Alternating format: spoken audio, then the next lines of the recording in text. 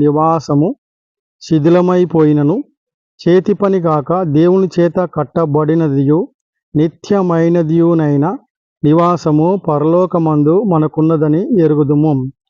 కాబట్టి ఈ వాక్యం ద్వారా మరి దేవుడు చెప్పేది ఏంటంటే, మరి భూమి మీద మన గుడారమైన ఈ నివాసాన్ని దేవుడు మరి గుడారంతో పోలుస్తూ వచ్చినాడు. గుడారము అది తాత్కాలికమైనది, శాశ్వతమైనది కాదు. ఆ రీతిగా ఈ లోకములో మన నివాసము మరి తాత్కాలికమైనది, అది శాశ్వతమైనది కాదు.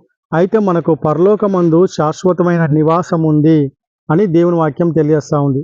కాబట్టి అబ్రాము, ఇస్సాకు, యాకోబులు కూడా వారు గుడారాలలో నివసిస్తూ వచ్చినారు. అంతేకాకుండా ఇజ్రాయెల్ ప్రజలు యాత్రా జీవితంలో వారు గుడారాలలో మరి నివసిస్తూ వచ్చినారు. కాబట్టి ఈ గుడారం ఏంటంటే మనిషి యొక్క నివాసము,